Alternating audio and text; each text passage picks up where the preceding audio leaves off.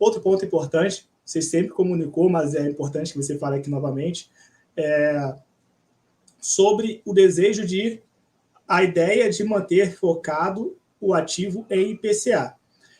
Desde o ano passado, nós tivemos aí alguns fundos com o movimento de realizar uma parte dos ativos, colocar parte do ativo em CDI, fazer um DAP, né, fazer uma troca de indexador de IPCA para CDI. E desde daquele momento em que esses fundos estavam tendo melhor desempenho, você comunicou sempre que a ideia de vocês era expor o cotista ao IPCA e não ao CDI. No entanto, vocês ainda têm um ativo, uma pequena parcela em CDI, vocês compraram um ativo em CDI. E aí a pergunta nós estamos agora vivendo esse momento de queda de juros, e vocês têm esse percentual. Vocês pretendem realizar a venda desse ativo? O carrego dele vocês acham saudável ainda, já que é uma parcela menor? Então, traz um pouco do que você já falou anteriormente, porque tem pessoas que estão ouvindo pela primeira vez, né? De forma resumida, é claro, e sobre este ativo especificamente que está em CDI na carteira de vocês, que é não incentivado. Perfeito, perfeito. Então, primeira coisa, né? A gente sempre se propôs a ter a maior predominância, né? Se não a predominância, até a totalidade dos ativos do portfólio do BODB em IPCA+, né? Acho que a gente, salvo raras exceções, a gente acredita que juros reais, a exposição da pessoa física a juros reais, ela é uma exposição que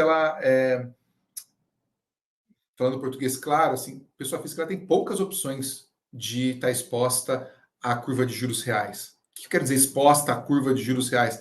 Pô, se eu comprar um CDB do Banco XPTO, garantido pela FGC, que paga IPCA mais alguma coisa, eu estou exposto à curva de juros reais? De regra, não. É só um denominador, mas não é que você tem uma duration, não é que você tem uma flutuação, você não tem uma exposição à curva de juros reais, você tem uma exposição a IPCA, né? Quando a gente fala de exposição à curva de juros reais, é efetivamente trazer duration e trazer o IPCA mais yield, né? O IPCA mais cupom.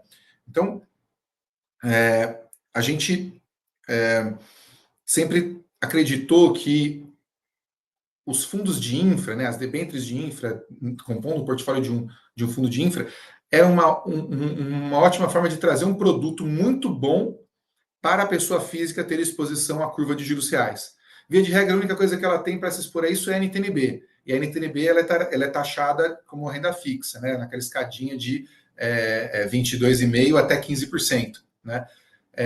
E aí essa taxa de imposto de renda, ela não é só por aquele cupom que você pagar, IPCA mais 5 da NTNB. Se aquele IPCA mais 5 comprime para IPCA mais 4, ou como acabou de acontecer nos últimos meses, né, comprime de IPCA mais 6,5 para IPCA mais 5, você tem aí 1,5 de compressão. Né? Você comprou lá o seu título B35, duration de, sei lá, 8 anos. Fechou de IPCA mais 6,5 para IPCA mais 5, você teve 1,5% de fechamento de taxa. Isso daí, no seu papel, ele representa, a gente faz aquela multiplicação, né, que é multiplicar o fechamento pela duration do papel, pegando uma duration aí de 8, por hipótese, 1,5 vezes 8, você tem aí 12%, é isso? 1,5 vezes 8, 12%. Então, você tem 12% de ganho, porque você teve essa compressão de taxa, isso gera um ganho de capital na renda fixa, né? Lembra? Fecha a taxa, sobe PU. Então, você teve 12% de ganho. E você é taxado nesse ganho também. Né? Então, você é taxado no IPCA, você é taxado no cupom, você é taxado no ganho que você tem de compressão. Então, a gente acredita que os FINFRA, por serem isentos de imposto de renda, tanto nos rendimentos quanto no ganho de capital, ele é um instrumento ainda melhor do que os fundos imobiliários para você ter exposição à curva de juros reais, tá? Porque você tem a isenção fiscal, inclusive no ganho de capital que você oferece com essas compressões de taxa, que é exatamente o que aconteceu esse ano. Né? Então, esse ano, você teve esse ganho, a NTNB ela foi abrindo no ano passado, esse ano ela teve uma compressão comparado com os piores momentos ali de janeiro, fevereiro. Então, o BODB ele tem essa vocação de juros reais.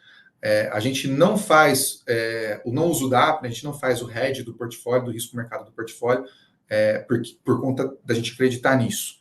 tá?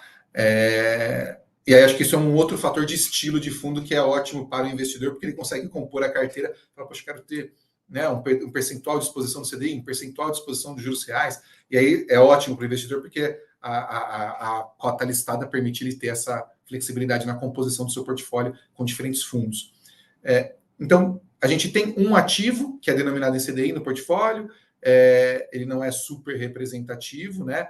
É a SAPS, nós temos, se não me engano, 7 milhões nesse ativo, e essa é uma exposição que a gente gosta bastante, tudo certo, com o ativo, ele paga um CDI, a gente comprou a CDI mais 7, já teve uma compressão para a CDI mais 6 no nosso portfólio, então já teve uma compressão de taxa, tem um carrego excelente de CDI mais 6, a gente tem um pedacinho do portfólio que a gente pode alocar em papéis que não sejam debêntures incentivadas, então esse cara está consumindo um pedacinho desse percentual que a gente não precisa ter em debêntures incentivadas, e aí traz essa rentabilidade interessante. Podemos ter mais ativos em CDI?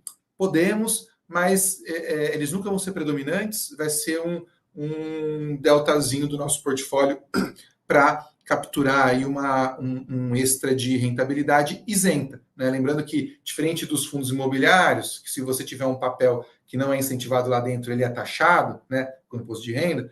No caso dos FI-Infra, se você tem o teu portfólio enquadrado, mesmo esses ativos que não sejam debêntures incentivadas, como títulos públicos, ou, como é o caso ali, uma debênture não incentivada, esses ativos rendem de maneira isenta dentro do fundo para a pessoa física. Então, o portfólio inteiro, ele ganha essa isenção nesse tipo de fundo, né? Então, essa que é a nossa opinião a respeito desse tipo de alocação.